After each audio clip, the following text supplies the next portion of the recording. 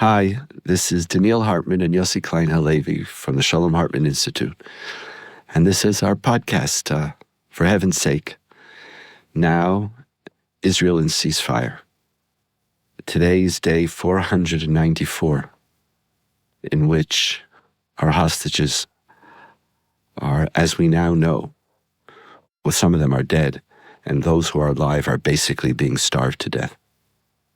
And our theme for today, like so often during the year, was dictated by the reality of Israel.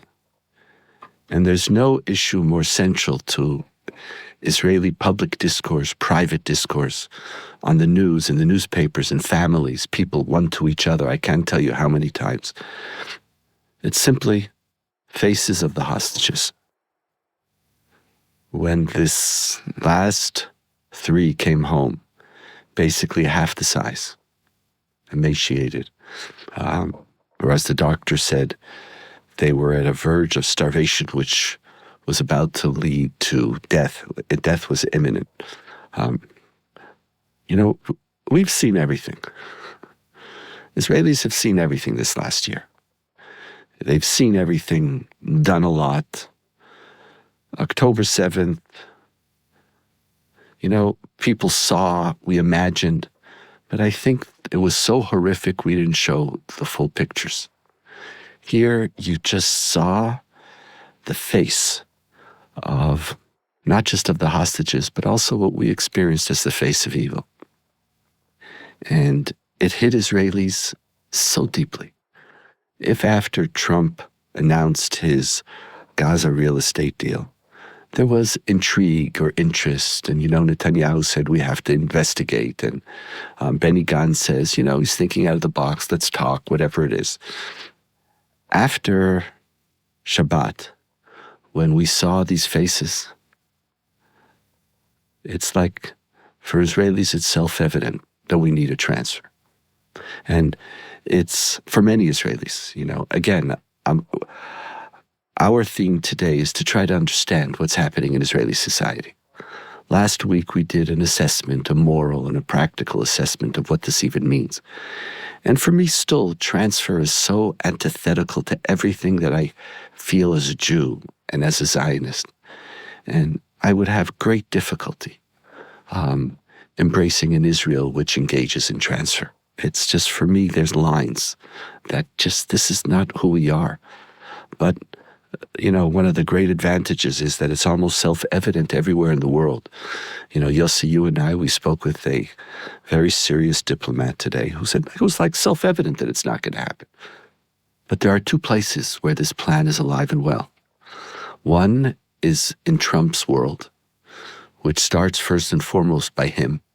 And even though there's been tremendous criticism about the plan, and even in the Republican Party, in Trump's world, you have to line up. And as we've learned, Trump never apologizes, never takes anything back. Something might change, it might not happen, he'll forget, he'll divert, he'll blame, but he doesn't change. But he's been digging down and repeating, Gazans will not be allowed back.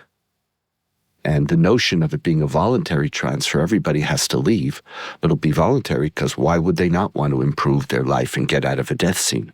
So in Trump's universe, it's alive and well.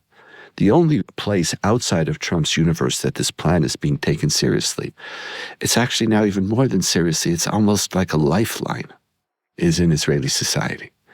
And our job today is to try to understand why. Why? What's happened? What is it? Is that Israelis have all of a sudden become racist, fascist? I don't believe that.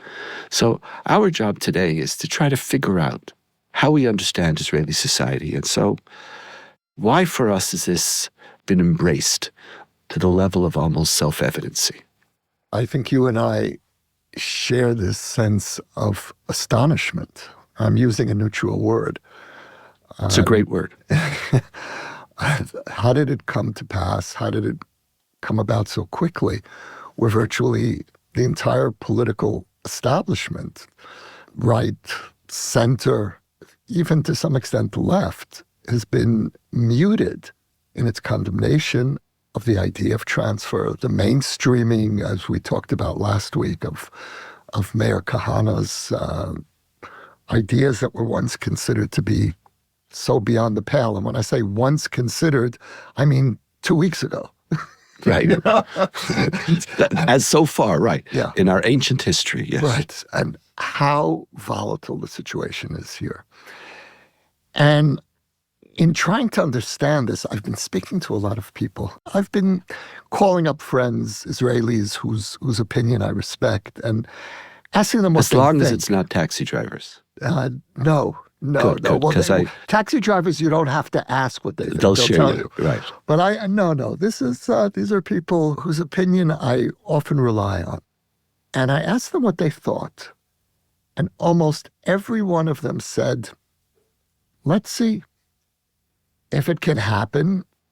And my instinctive response was, but don't you understand that this now paints us in the world as ethnic cleansers? We are going to be blamed for an ethnic cleansing that's not going to happen. The very fact that we've embraced it as a society. Over 80%, according to one poll that I saw, supports the Trump plan. And so the response that I get virtually from everyone is they hate us anyway. Huh. They're accusing us of genocide. Anyway. I call it the imkvar syndrome. Imkvar is the Hebrew term that means if they're already doing this, then we might as well. Imkvar. And the imkvar syndrome here is if we're already being accused of the most outrageous crimes, then you know what? Let's do what's good for us and get rid of this problem, which is a volcano sitting on our border. Now, what does this mean? Like, could you explain that logic? What's the logic? Or is it a logic or is it a psychology? It's despair. Well, how do you understand it? It's because it's not a rational argument. No, what it really is saying is that Zionism failed. Zionism made two promises to the Jewish people. The first was to return us to our land and become a sovereign nation here again. But the second, no less crucial promise for the founders of Zionism, Herzl and others, was to return the Jewish people to the community of nations. And the mood here is that second promise has failed. That's the post-October 7th consensus.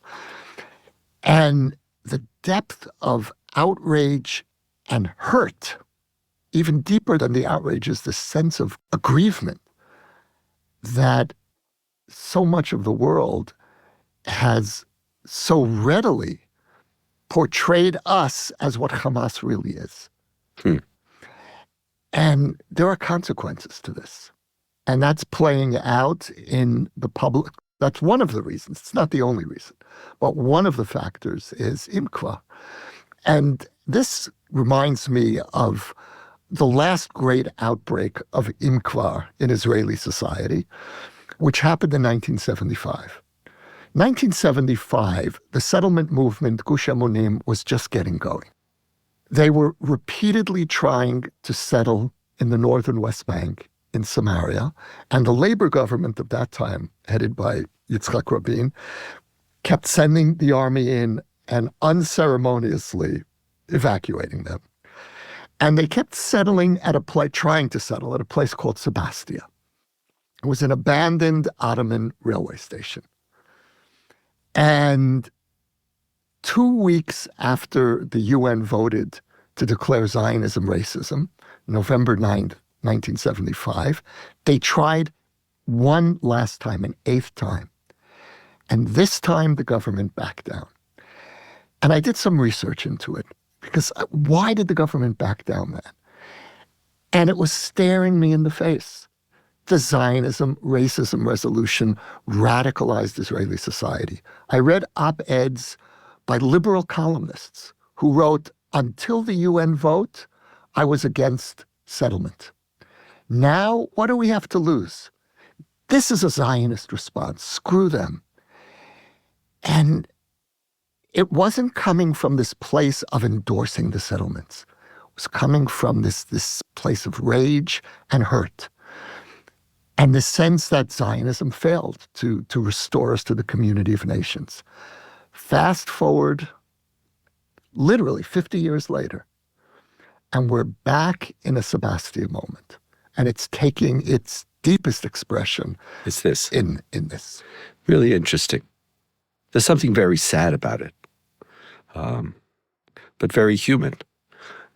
How we just think we're these autonomous deciding principles and rationality and plans, and we're weighing things. Nothing to do with that. It's just, you put me in this place, and I don't care anymore.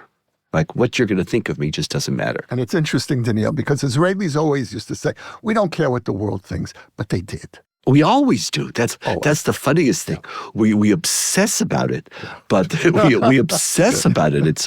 But we always want to be seen as the heroes. We love, we're the heroes. We're the technological, military, moral heroes. But when we don't achieve that, it's like But who cares? But who cares about the world? There's another dimension that I've been, I am so deeply bothered by this conversation. Not yours, I mean, by the overall conversation. I very much appreciate what you said. The conversation about legitimizing transfer and trying to understand. And on Saturday night, one of Israel's most prominent journalists, Amit Sega, is interviewing Benny Gantz. And he says to him, with like a smirk and a smile, he says, "Hello, good evening, member of Knesset Gantz. I want to welcome you to the transfer camp. Because you accepted him." The only Israeli politician who explicitly came out a few days later, now like a week later, was Yair Golan. Came out against it. Yes, he actually he's still speaking principally in practical terms, its feasibility, but he also spoke its moral terms. Other than that, he says, welcome. And Benny Gantz tried to say whatever Benny Gantz said. It worked, didn't work, doesn't matter. He says, no, we shouldn't use that word. But still, how did this, which was just unthinkable, Israelis still aren't fully embracing the consequences of the ideology, because they still prefer to speak about this as transfer miratzon. How do you say that in English? Voluntary transfer. The idea of compulsory transfer is like, even though that's what they're talking about, because if everybody from Gaza has to leave, and now it's clear nobody's coming home. Trump says that, and Israelis aren't interested in the temporary. They're interested in just changing the scenario. Where is this coming from? And I understood it from the faces of the hostages. We saw Holocaust faces. We saw Auschwitz faces. We saw Jews, which we weren't supposed to see ever again. That people killed Jews. Okay, it's true. October 7th was a pogrom, but it wasn't a Holocaust. It was not, and we spoke about that. You can't associate it with the Holocaust. Jewish people were still strong, and we were able to defend ourselves. There's something about the Holocaust which hit us personally, and Israel is the antidote to the Holocaust. And it's not supposed to happen. We saw Holocaust faces. And I think what Israelis experienced is a level not of military danger and of hatred, but of anti-Semitism. And Israelis, by and large, don't experience anti-Semitism. Anti-Semitism is what happens outside of Israel. Israelis don't know what it is, really. Yeah, they don't know. My kids have no idea what we don't know what it is. We have terror attacks, but is it political? It's religious. We use the word anti-Semitism, but we don't really experience. Israeli Arab Palestinians are not anti-Semitic at all. They want to live in Israel. And Palestinians in Judea and Samaria and Gaza are far away. But we didn't see it, even though we hear the term Itbach al-Yehud, kill the Jew. We don't live with the existential experience of anti-Semitism, and anti-Semitism is something that happens outside of Israel, and we have a solution for it. Our solution is move to Israel. You don't want anti-Semitism? Come here. We saw it. I think the faces just said, I see something. And I don't think Israelis know how to deal with anti-Semitism of this level. That's the evil we spoke about. And, October 7th, Hamas's military abilities, those are things we could deal with. let's have more soldiers, we'll draft the ultra-Orthodox, we'll keep Hezbollah. Each one, there's a military solution. There is today a military solution to Hamas endangering Israel in the future. There is. As long as we ensure and watch and make sure that they don't, even if they control politically Gaza, we're much stronger than we used to be, and the whole balance of power has changed. So for that, you could say there's a solution, the army. But for anti-Semitism, that raw hatred, seeing that this is what you're doing, it's like you could argue that they're not all civilians in Gaza are Hamas, and they're not all terrorists, and they're non-combatants. But we just see this people of hatred. Now, and I think that, the only solution that Israelis, they didn't even imagine it. And when Trump mentions it, let's just bring this to an end. I'm not justifying it, but this visual anti-Semitism, these hostage faces, has changed Israeli society. The impact of these three faces coming right after Trump's announcement of his plan together has been transformative on the Israeli psyche. And I think you're right. I think that you speak about anti-Semitism. The Holocaust has really been abstract, increasingly abstract for Israeli society, and understandably so. The last of the survivors are slowly fading, and we're already well into the third generation. And there was a sense that the Holocaust is transitioning into history, into memory. Look, in less than 10 years from now, we're going to be observing the centenary of Hitler's rise to power. It really is history.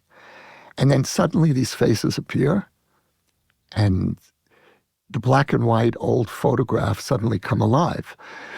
And I was listening to the coverage, the live coverage from Israeli reporters. The imagery that they were invoking was entirely Holocaust. They looked at the faces and they said, this is what the Muslimen looked like. And the Muslimen was a term that was used in the camps to describe those who are on the verge of death, the totally emaciated, those who have no will to live. And then someone else argued, well, that's not really true because they're walking and they have a will to live. But just the whole debate. Are they Muslim? Are they not Muslim? This isn't supposed to happen in the state of Israel. I wonder whether now we're facing a potential, Hamas said they're suspending the deal, the hostage release. I wonder whether they're suspending it because the images that we're going to be seeing are going to be even worse. It's almost like, let me postpone it. You force me to do it, and then... And meanwhile, I'll try to fatten them up. Or I don't know what I'm going to do, or you can't. It's because they'll die if you do that. But it's a very, very delicate process, as I've learned from doctors, from nutritionists. But it's like almost, I need you to push for it more, because if there's a rage that is emerging from this. I thought we'd seen the peak of Israeli rage after October 7th. Somehow it's hitting directly into the Shoah. And that's something that Israelis don't know how to deal with. We just don't. It's like we're not wired. And that's why when along comes Donald Trump and offers, they're gone. It just hits in a place that no matter whether it's an immoral abomination or not, and people could argue or whatever, but it's so tempting. And so in Israel, it's so funny. In Israel, it's funny. When you hear Israeli discourse about this, now all of a sudden Israelis are for the transfer, but for humanitarian reasons. All of a sudden we're humanitarians. What's wrong? What's wrong with transfer? I want to transfer because they don't have a life now, or technically, how could you rebuild Gaza while they're still there? So I think there's this ambivalence. We know it's not who we're supposed to be, but the anger, it's not vengeance. It's not like after October 7th, there was a vengeance.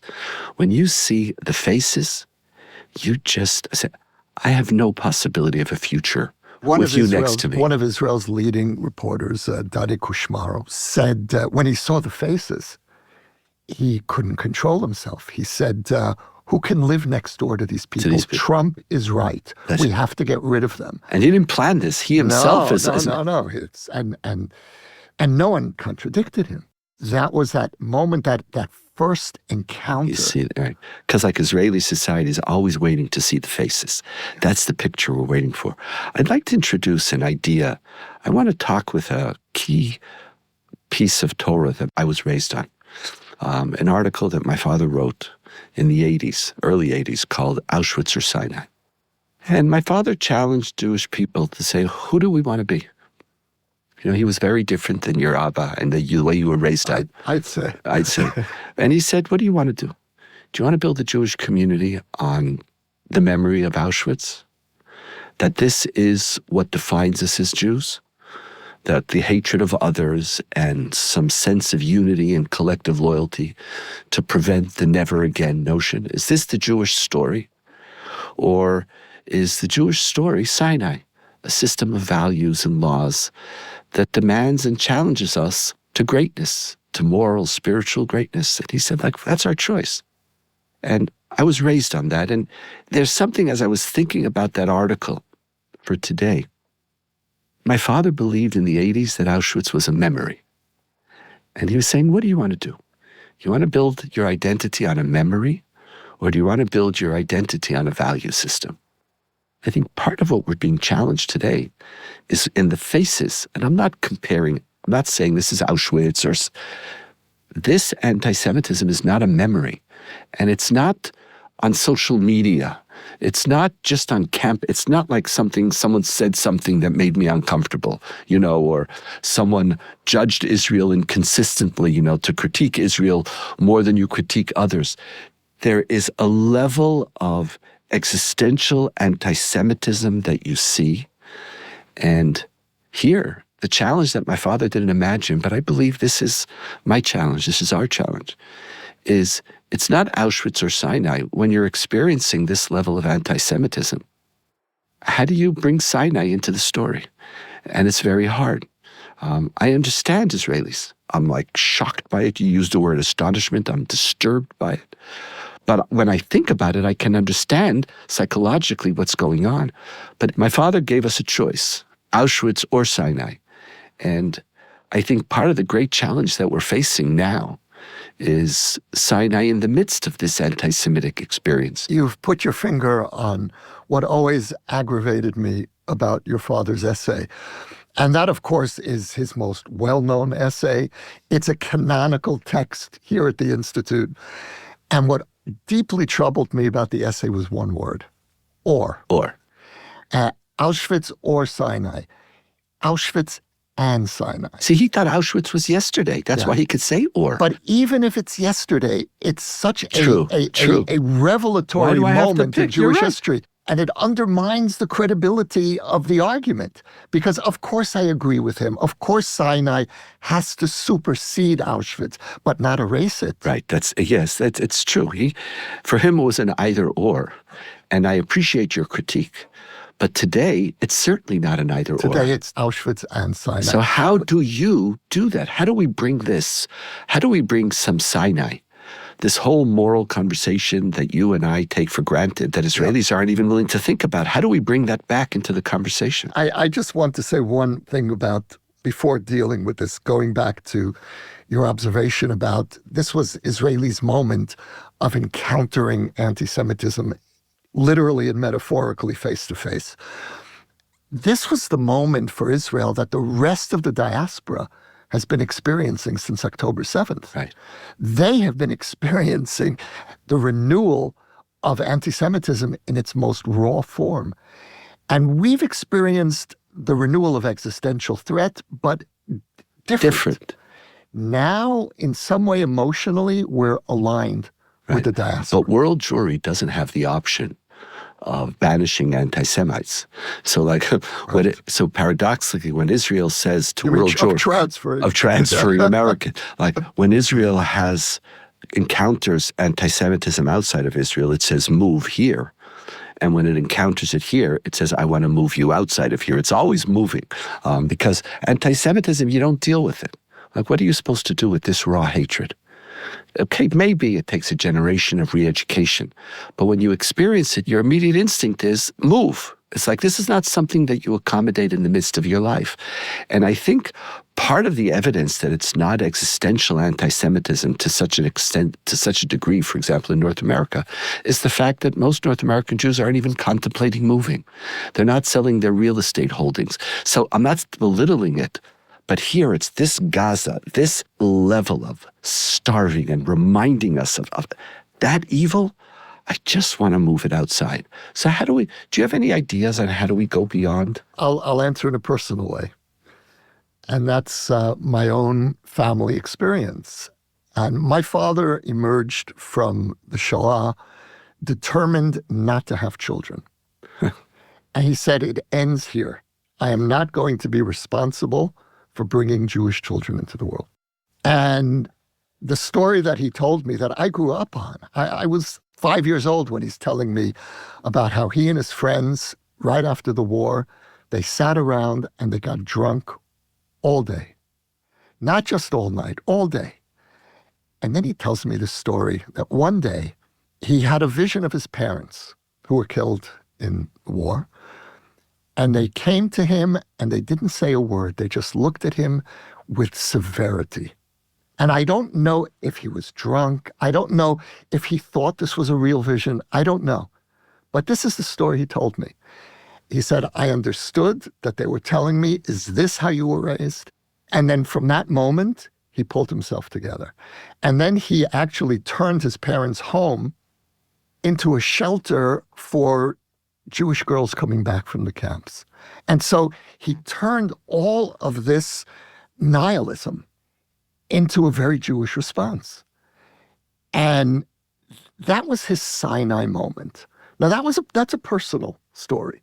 But multiply that throughout the survivor community in 1945, through the displaced persons camps, and then through the whole Jewish world. The Jewish world had a Sinai moment in 1945. And that moment was that not only are we going to rebuild, but we're actually going to triumph. And we went from the lowest point in our history, which was 1945, to what I still believe is the peak moment of Jewish history. We've never had more power. We've never been more central on the world stage. And so what I think we need to do now is own the success story of the last 80 years. I think it's the most remarkable achievement of survival in Jewish history, even more in some ways than after the destruction of the Second Temple. And we could talk about that. I feel very strongly about I'm with that. you. But and I'm very uncomfortable with the return of Holocaust imagery. I actually hate it because I feel that it's undermining one of the greatest achievements in Jewish history. It's interesting. Even though we use the term Holocaust, I don't see it as Holocaust imagery as much as we're not reimagining a past. We're looking at our present in a different way. And that is very challenging. How do you move beyond a narrative of the past to a higher vision? But when they're both here in the present, I don't have any great answers. As a teacher, I'm struggling, and I speak with my students. And that's why when I mentioned before that so many Israelis are speaking about this as voluntary transfer, and we're helping people, it's a humanitarian obligation. You know, I was teaching a group of high school students here, and we were analyzing the Trump peace plan, and I asked them, you know, what did you think about it? One said, you know, some talks about the practicality, and one raised the moral issue. And he says, you know, the moral issue, is this what we do? And then on the other hand, he said, what are we doing to them? Is that a moral issue? Is it a moral obligation in order to protect ourselves? And then he said, maybe there's the moral side that we have to transfer them for Gazans' sake. But the minute I hear that conversation, I feel that it's not all lost. Because, you know, even though Meir Kahana, you know, transfer, it's there's serious challenges, but there's also an awareness that this is something that we shouldn't do. And so I'm wondering, you know, and part of this whole process over these last 494 days, something that I've been talking about nonstop when we spoke about fighting a just war justly, at the end of the day, asking ourselves, when you fight evil, how do you not become evil. And I think the front line of that now is this transfer issue. When you're facing anti-Semitism, it's going to be impossible to have compassion towards Gazans. It's like if you see it, but what about at least? What is it about who we should be? Who do we want to be? And it's very hard in Israel's political environment where nobody talks about that. We're certainly not Smotrich, Ben-Gvir, or Netanyahu, but also not Gantz and Lapid, a little bit Yair Golan. But who do we want to be? And whether we can help Israelis, it's just we're going to see more faces, and we're going to start getting coffins back. And some of those coffins, heaven forbid, might be very, very little coffins with little babies. And the response of just disappear. And I don't want to kill you. I wouldn't do that. I'm not going to mass bomb and slaughter you. But just get the F out of my life. And along comes Donald Trump and offers that on a silver platter. Mm-hmm. And of course we're going to be enticed. It's human for us to be enticed. The question almost is could we transcend humanity for the sake of humanity? Like, what? Talk about a dilemma. Last words, Yossi. Yeah, what gives me hope, I don't see any real receptivity in the Israeli public right now, any real opening for a serious moral conversation. We're just not there now. But I do see a volatile political atmosphere in which anything is possible. So, for example, a strong majority of Israelis will answer affirmatively in one poll that they support the Trump initiative. I saw another poll this past week, which has gotten almost no attention, that 60% of Israelis say that they would accept a two-state solution in the context of a regional peace led by Saudi Arabia. Now, what those two polls together tell me is that Israelis are insane. is that Israelis will take whatever, will consider whatever's possible, whatever they think might work. Now, for your moral conversation, that's not good news. But there may be a better outcome here than what seems possible at this moment. Thank you, Yossi. This is a really hard time. And what we're hoping is that we're going to see some more hostage faces on Shabbat, on Saturday, knowing fully well that we're going to see horrific things. But it's 494 days. This is Israel in ceasefire and in profound turmoil. With some hope, hopefully. We don't know. Thank you, Yossi. Thank you.